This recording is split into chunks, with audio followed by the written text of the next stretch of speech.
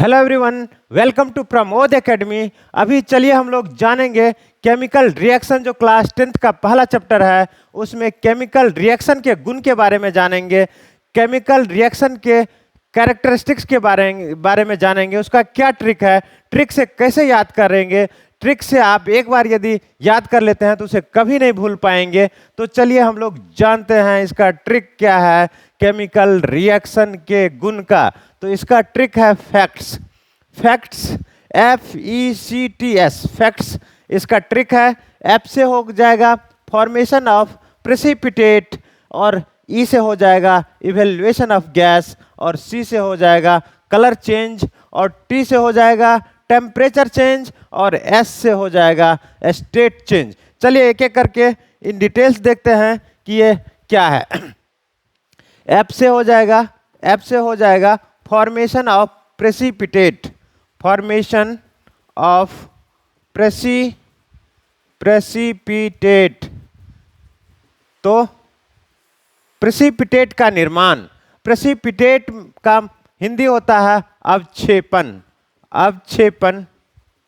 अवक्षेपण का निर्माण, इसे केमिकल इक्वेशन में डाउन एरो से भी डिनोट करते हैं। डाउन एरो यदि किसी केमिकल इक्वेशन में दिया हुआ है, या नहीं तो यदि PPT लिखा हुआ है, यदि PPT लिखा हुआ है तो इसका मतलब होता है प्रेसिपिटेट ये का निर्माण हुआ है। तो किसी भी केमिकल रिएक्शन में प्रेसिपिटेट का निर्माण होता है, यह कैरेक्टरिस्टिक्स है केमिकल रिएक्शन का। प्रेसिपिटेट होता क्या है, इसका डेफिनेशन क्या होगा। जब कोई दो केमिकल रिएक्शन करता है तो रिएक्शन के बाद एक सॉलिड जो है पदार्थ बनता है। सॉलिड पदार्थ जो पानी में इंसॉल्युबल होता है, वाटर में इंसॉल्युबल होता है, और नीचे पानी के नीचे बैठ जाता है, जम जाता है, उसे ही प्रेसिपिटेट कहा जाता है, हिंदी में अवक्षेपण कहते हैं। तो ये प्रेसिपिटेट का फॉर्मेशन इसका एक गुण हुआ। अब दूसरा चलिए जानते हैं ई का मतलब हो गया इवेल्युएशन ऑफ गैस,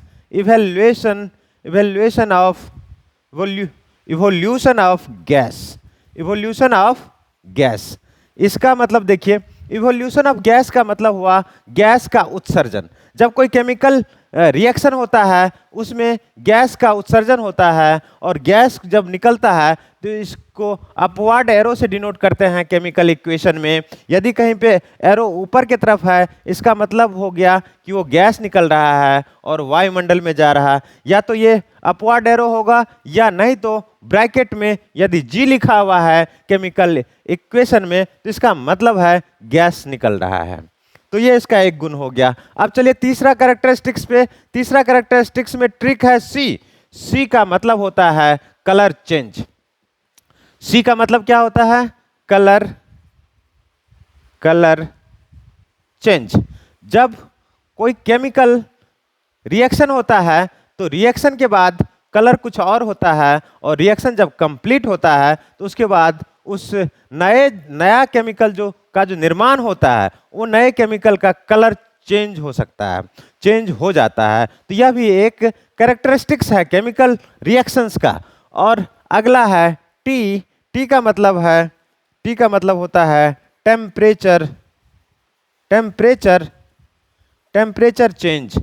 जब कोई केमिकल रिएक्शन होता है तो केमिकल रिएक्शन के बाद उसके टेम्परेचर में कमी होती है, कभी कभी जो है बढ़ जाती है। तो केमिकल रिएक्शन में टेम्परेचर का बढ़ना घटना होता है, यानी टेम्परेचर चेंज होता है। कभी कभी केमिकल जो रिएक्शन होता है दो तरह का होता है। एक जो हीट को उत्सर्जित करे, हीट को बाहर निकाले, उसे एक्सोथर्मिक केमिकल रिएक्शन कहते हैं, ऊष्माक्षेपी केमिकल रिएक्शन कहते हैं। और एक होता है ऊष्माशोषी जो हीट एब्जॉर्ब करता है, और हीट जब एब्जॉर्ब करने के बाद जो केमिकल रिएक्शन होता है उसे ऊष्माशोषी कहते हैं। तो ऊष्माशोषी मीन्स एंडोथर्मिक केमिकल रिएक्शंस। तो कहने का मतलब हुआ टेम्परेचर चेंज हुआ, और टेम्परेचर चेंज होता है तो जो है केमिकल रिएक्शन होने के बाद। अब चलिए अगला देखते हैं एस का मतलब होता है स्टेट चेंज। एस का मतलब क्या होता है, स्टेट चेंज। स्टेट चेंज मतलब होता है अवस्था में परिवर्तन। जब कोई केमिकल रिएक्शन होता है तो उसके भौतिक अवस्था में परिवर्तन होता है। भौतिक अवस्था, फिजिकल स्टेट, आपको पता है there are 3 types of physical state. First is solid and second is liquid and third is gas. तो 3 तरह का सॉलिड, लिक्विड एंड गैस होता है, ठोस, द्रव और गैस। तो सपोज कोई सॉलिड है और केमिकल रिएक्शन के बाद हो सकता है वो लिक्विड हो जाए, हो सकता है वो गैस हो जाए। तो ये फिजिकल स्टेट में चेंज हुआ, सॉलिड से लिक्विड, लिक्विड से गैस। तो ये जो फिजिकल स्टेट चेंज हुआ ये केमिकल रिएक्शन का एक कैरेक्टरिस्टिक्स है, एक गुण है। तो ये जो है इसका गुण हो गया केमिकल रिएक्शन का। तो हमारे पास ये ट्रिक हो गया, फैक्ट्स। इसमें देखिए there are 5 types of chemical reactions characteristics. इस ट्रिक को यदि आप याद रखते हैं तो आसानी से आपको ये 5 कैरेक्टरिस्टिक्स हमेशा याद रहेगा। धन्यवाद।